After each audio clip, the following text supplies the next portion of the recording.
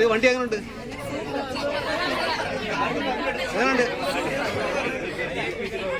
എങ്ങനെയുണ്ട് പുതിയ വണ്ടി? നമ്മളിപ്പോൾ നിൽക്കുന്നത് കൊട്ടാരക്കര നഴ്സിംഗ് കോളേജ് സിപാസിലാണ് നമ്മൾ നിൽക്കുന്നത്. ഈ സിപാസിന് പുതിയ ബസ് അനുവദിച്ചിരിക്കുകയാണ്. സ്ഥല എംഎൽഎയും ധനകാര്യ വകുപ്പ് മന്ത്രിയുമായ KN ബാലഗോപാലിന്റെ ആസ്തി വികസന ഫണ്ടിൽ നിന്നും അനുവദിച്ച പുതിയ ബസിന്റെ ഫ്ലാഗ് ഓഫ് കർമ്മത്തിലാണ് നമ്മളിപ്പോൾ പോകുന്നത്. കൊട്ടാരക്കര നഴ്സിംഗ് കോളേജിൽ സിപാസിന്റെ ഉടമസ്ഥതയിലുള്ളതാണ്. നമ്മുടെ MG യൂണിവേഴ്സിറ്റിയുടെ ഭാഗമായിട്ടുള്ള സിപാസിലെ സ്ഥാപനമാണ് ഈ Kottarakkara nursing college. Nursing college കഴിഞ്ഞ വർഷം ആരംഭിച്ചപ്പോൾ രണ്ടാമത്തെ ബാച്ച് ഈ വർഷം തുടങ്ങി.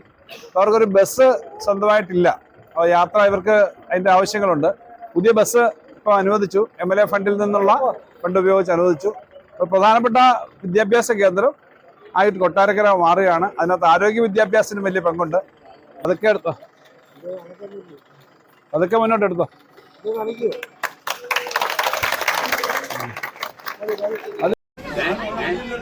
ഇന്ന് തന്നെ ഇവിടെ ഒരു പുതിയ നഴ്സിംഗ് കോളേജിന്റെ ഉദ്ഘാടനം, പുതിയ ഒരു ആയുർവേദ ആശുപത്രിയുടെ ഉദ്ഘാടനമുണ്ട്. 10 കോടി രൂപ ചെലവിൽ നമ്മുടെ ആരോഗ്യമന്ത്രി വരുന്നുണ്ട്. അപ്പോൾ കുറേയേറെ കാര്യങ്ങൾ നമ്മുടെ നാട്ടിൽ ഈ വികസന കാര്യങ്ങൾ നടക്കുന്നുണ്ട്. അപ്പോൾ അതിന്റെ ഭാഗമായിട്ടാണ് നമ്മൾ വന്നത്. കൂടുതൽ ഇത് നമ്മുടെ മേഖലയെ സഹായിക്കുമെന്ന് പ്രതീക്ഷിക്കുന്നു. ഈ കാണുന്നതാണ് നഴ്സിംഗ് കോളേജിന്റെ 47 സീറ്റുള്ള പുതിയ വാഹനം. ഇതിന്റെ ഫ്ലാഗ് ഓഫ് കർമ്മമാണ് നമ്മളിപ്പം കണ്ടത്. അതിനോടൊപ്പം തന്നെ സെക്കൻഡ് ബാച്ചിന്റെ ഇനാഗറേഷൻ ഫംഗ്ഷനുമാണ് നമ്മൾ കണ്ടത്.